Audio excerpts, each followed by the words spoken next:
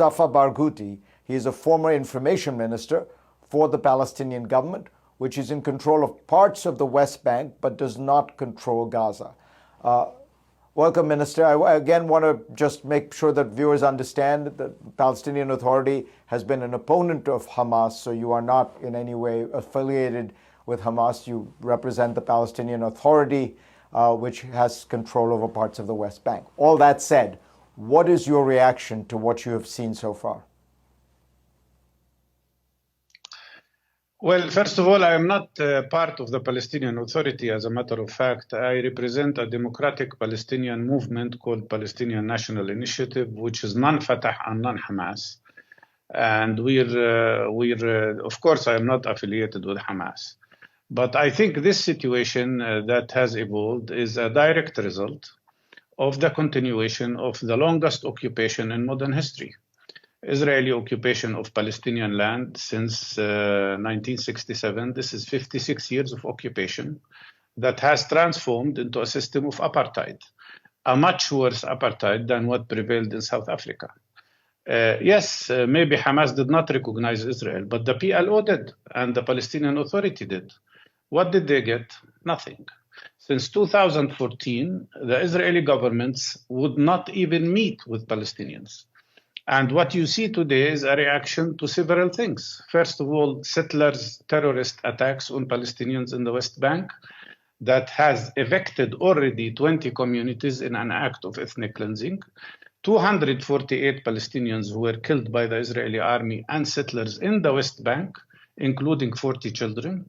Attacks on the holy sites, the Muslim and Christian holy sites by Israeli extremists, as well as declaration of Netanyahu that he will liquidate the Palestinian rights and the Palestinian cause by normalization with Arab countries. And he dared even to go to the United Nations and carried in the United Nations a map of Israel, which included the whole of the West Bank, all of Gaza, all of Jerusalem, as well as the Golan Heights. He declared the annexation of the occupied territories. So, of course, Palestinians turned to resistance, because they see that this is the only way for them to get their rights. The question here is not about dehumanizing Palestinians as is happening and calling them terrorists.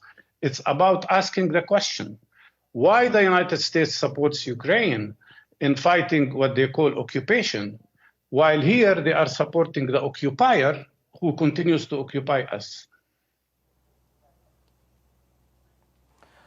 But let me ask you, if that is the analogy you wish to draw, what Hamas is doing is they're targeting Israeli civilians, women, children, grandmothers. No, they are not. Is that not a classic terror? Isn't that classic terrorism? They're not fighting the Israeli government; they're fighting ordinary people.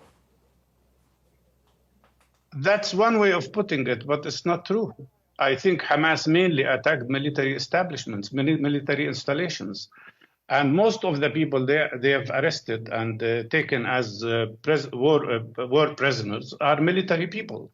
I do not accept attacking any civilian. I do not accept that Israelis attack our civilians. But look at what Israeli planes are doing now in Gaza.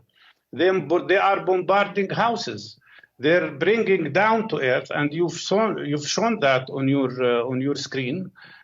Whole apartments, whole buildings, high-rise buildings are brought down to the ground, and we already are receiving reports about families who are killed.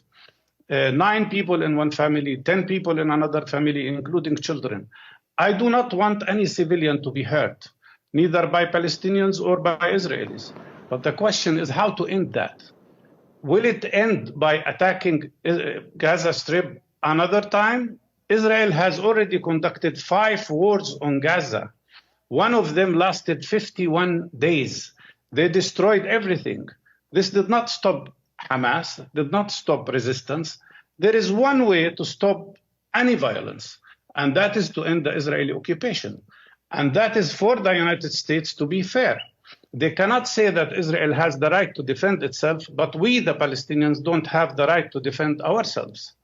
Let me remind you the case of Shireen Abu Akleh, who was not only Palestinian, but also an American, a very peaceful journalist. She was shot to death by an Israeli sniper.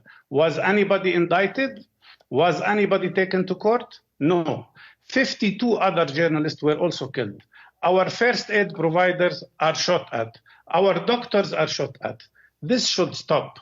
And the only way to stop it is to tell Israel, you have to respect international law, you have to end this illegal occupation, and accept Palestinians as equal human beings. Let me ask you about the practical reality of what's going to happen here, which you know because you've lived through this, which is this is going to strengthen right-wing forces in Israel. It is going to strengthen the forces that say, have no mercy, have a huge military response.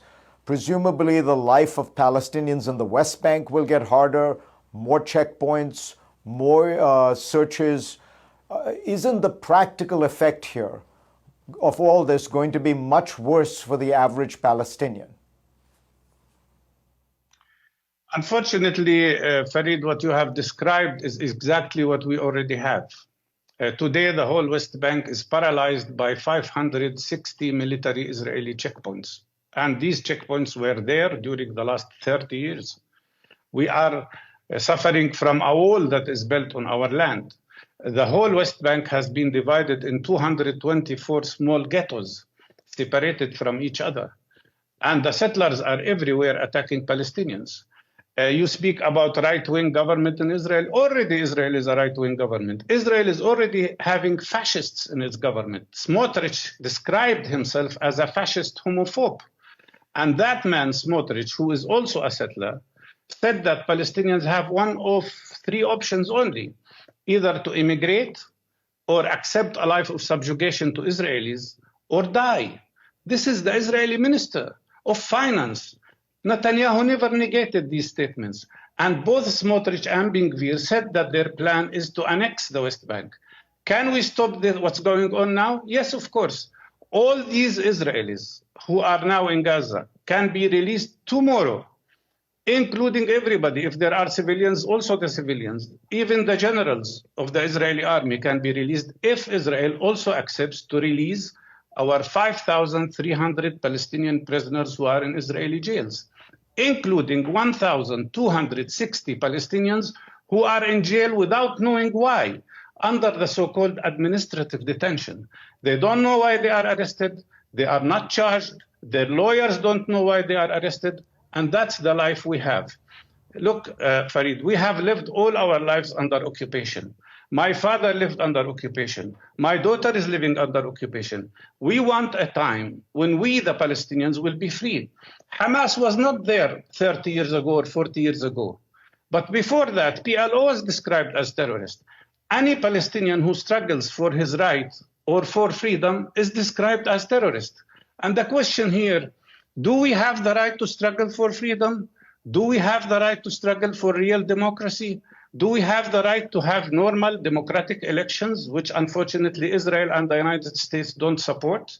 I think we are entitled to that. But the unfortunate thing, if we struggle in a military form, we are terrorists. If we struggle in a non-violent way, we are described as violent. If we even resist with words, we are described as provocators.